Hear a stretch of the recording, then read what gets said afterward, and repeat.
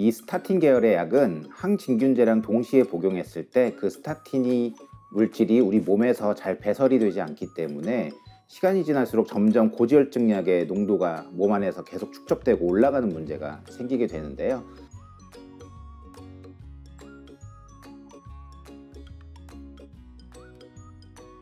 안녕하세요. 청담포레 의원의 변영민 원장입니다. 오늘은 발톱무좀에 대해서 좀 알아보려고 하는데요. 많이들 고생하시고 오랫동안 가지고 있다가 치료도 잘 안 돼서 고민하시는 분들 많아서 한번 오늘은 이것에 대해서 얘기해 보도록 하겠습니다. 보통 건강에 문제가 없다면 먹는 약을 사용하는 치료법을 먼저 권장을 하게 되는데요. 여러 가지 이유로 약을 못 드시는 분들이 있기 때문에 그 이외의 다른 방법에 대해서도 소개해 드리도록 하겠습니다. 고지혈증이 있으신 분들하고 간이 안 좋으신 분들이 대표적으로 약을 드시지 못하는 분들인데요. 고지혈증 약을 드시는 분들 중에 스타틴 계열의 약을 드시는 분들이 있습니다. 이 스타틴 계열의 약은 항진균제랑 동시에 복용했을 때 그 스타틴이 물질이 우리 몸에서 잘 배설이 되지 않기 때문에 시간이 지날수록 점점 고지혈증 약의 농도가 몸 안에서 계속 축적되고 올라가는 문제가 생기게 되는데요. 그렇게 되면은 여기서도 역시나 간 독성을 일으킨다든지 또는 근육병증 같은 문제들을 일으킬 수 있기 때문에 고지혈증 약, 즉 스타틴 계열의 약과 항진균제는 동시에 복용하면 안 되는 것으로 되어 있고요. 항진균제 자체로도 간을 직접적으로 간 독성을 일으킬 수 있는 성분이 있기 때문에 일부의 사람들에게서는 간 독성으로 인해서 간 수치가 높아져가는 부작용이 생길 수가 있습니다. 그래서 항진균제를 복용하지 못하는 분들이 있을 수가 있습니다. 그 다음에 할 수 있는 방법은 바르는 약이 있는데요. 보통 약국에서 풀케어 같은 약들을 흔히들 많이 구입해서 사용을 하시게 되고요. 아무래도 바르는 약만 사용했을 때는 효과가 좀 떨어지는 건 사실입니다. 최근 몇 년 전에 주블리아라고 하는 약이 새로 개발되어서 요즘 사용하고 있는데요. 예전에 전통적으로 쓰던 제품보다는 약물보다는 효과가 훨씬 더 좋기 때문에 바르는 것만으로도 성공하시는 분들이 있죠. 그 다음에 이렇게 바르는 약으로만 했을 때 성공률이 아주 높으면 뭐 다른 문제가 없겠지만 이런 경우에는 레이저 치료를 권장을 하게 됩니다. 진료실에서도 가끔 질문을 받는 내용인데요. 모든 분들이 그런 건 아니고요. 손톱 발톱의 가장 뿌리 부분이 모두 먹어 들어간 경우에는 간혹 그런 분들이 있습니다. 하지만 대부분의 모든 분들을 종합적으로 봤을 때는 평균적으로는 그렇지는 않고요. 끝부분만 살짝 있다든지 뿌리에 도달하지 않은 그런 무좀이 있는 분들은 손톱 발톱 성장에는 영향이 전혀 없는 것으로 되어 있습니다. 그리고 반대로 오히려 이제 반대의 문제가 있는데요.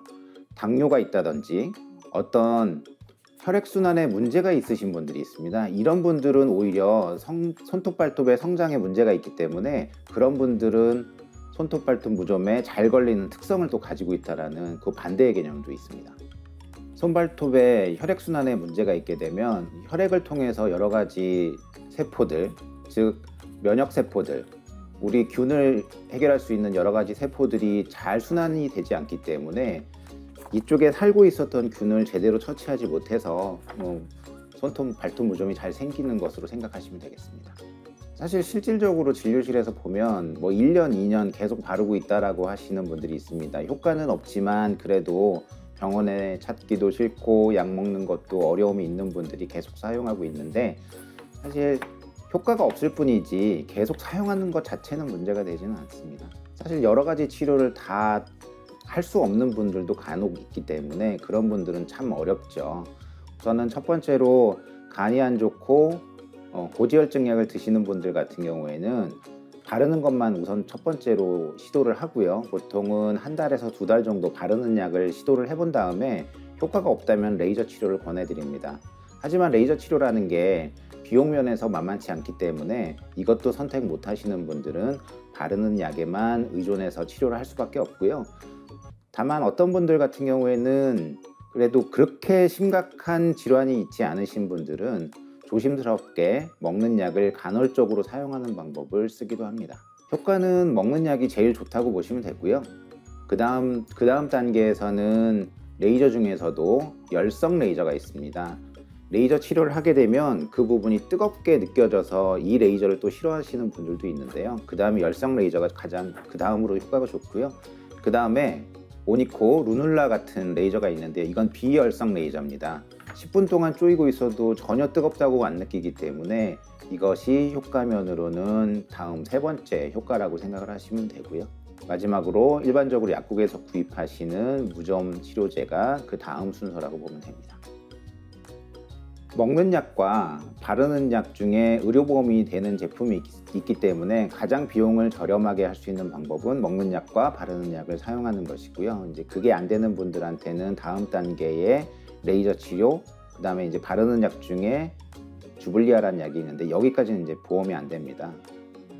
먹는 약은 모두 다 의료보험이 적용이 되고요. 바르는 약도 일부가 의료보험이 적용되는 약이 있으니까 의사와 상의하시면 되겠고요.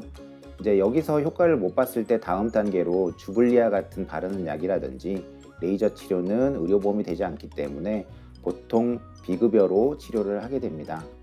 보통 레이저 치료는 비용이 많이 들기 때문에 의료실비에서 적용이 되는 경우들이 많습니다. 다만 이것은 보험회사마다 각각 다른 정책이 있고 본인이 계약한 것에 따라 다 다를 수 있고요. 그 다음에 본인 부담금이 있기 때문에 그것은 한번 알아보시고 상의하시는 게 좋을 것 같습니다. 치료의 보통 평균 기간은 내 손톱 발톱의 무좀이 얼마나 먹었느냐에 따라서 좀 달라질 수 있을 것 같은데요. 한 절반 정도 먹었다 그러면 3-4개월 정도의 기간으로 생각을 하시면 되고요.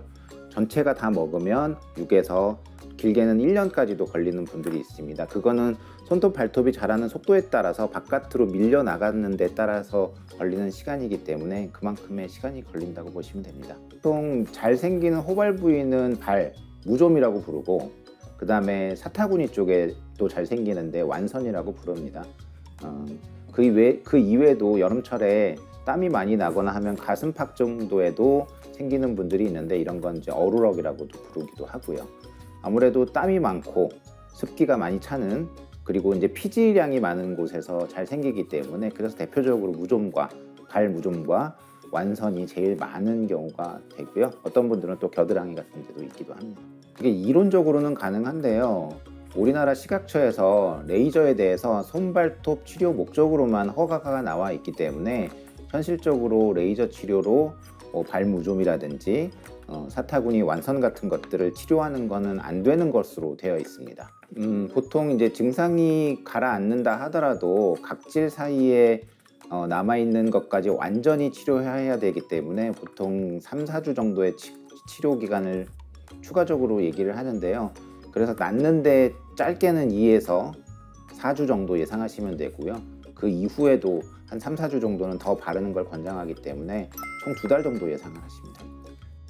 무좀 치료라는 게 완치라는 개념은 잘 없는 것 같습니다.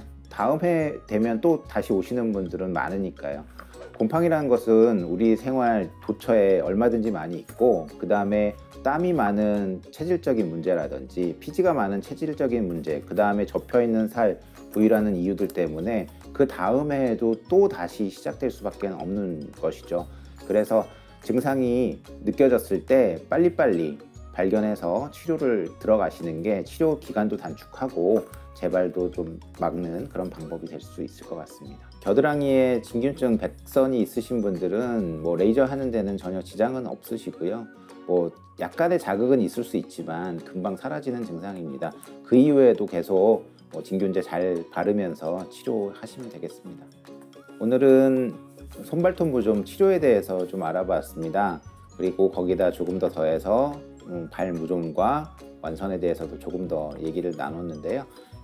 다음에는 더 유익한 주제를 가지고 인사드리도록 하겠습니다. 구독, 좋아요, 알림 설정 부탁드리고요. 지금까지 변영민 원장이었습니다. 감사합니다.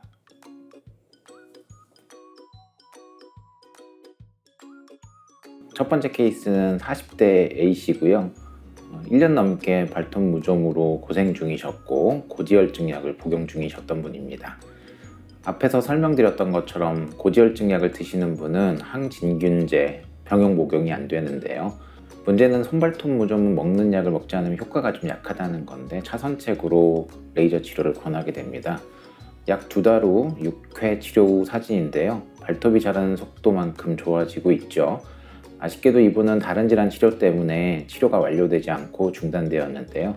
끝까지 하셨으면 잘 치료가 되었을 것으로 생각됩니다. 두 번째 케이스는 40대 B씨이고요. 2년 전에도 한번 치료를 했던 분입니다. 그 당시에 치료할 때 약을 먹으면서 너무 고생을 하셨던 게 기억이 나서 계속적인 치료를 좀 고민하셨던 분이고요. 2년이 지나서 다시 재발을 하게 된 겁니다.